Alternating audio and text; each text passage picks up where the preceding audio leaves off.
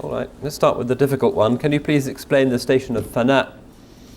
Well, no, I can't, because this is a hala dhawqiyya, which cannot be expressed in words. At the highest levels of the path, the people of tasawwuf make it clear that human language really is inadequate, and these are just indications that make sense only to those who have tasted these things.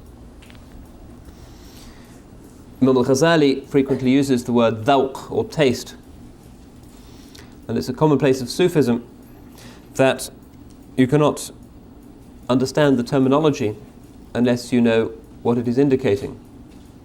Just as you cannot explain the beauty of the moon to a man who has never opened his eyes, or the taste of honey to somebody who has never tasted honey, so too the delight of proximity to Allah subhanahu wa ta'ala cannot be described to those who have not known it, because it is something that is categorically new.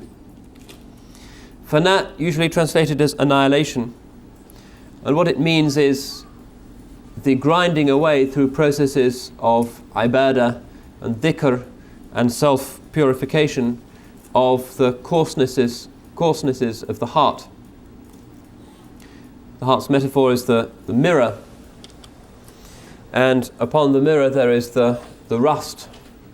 كَلَا بَلْ رَانَ عَلَى قُلُوبِهِمْ. The Quran speaks of a rust that is over people's hearts because of what they used to acquire, their sinfulness, their attitudes, their distraction. The function of Sufism throughout is to polish away this rust. When the rust is removed, the mirror is there, and a mirror is by its nature invisible when it's pure. And so too is the state of the annihilated servant of Allah subhanahu wa ta'ala when he is in this maqam.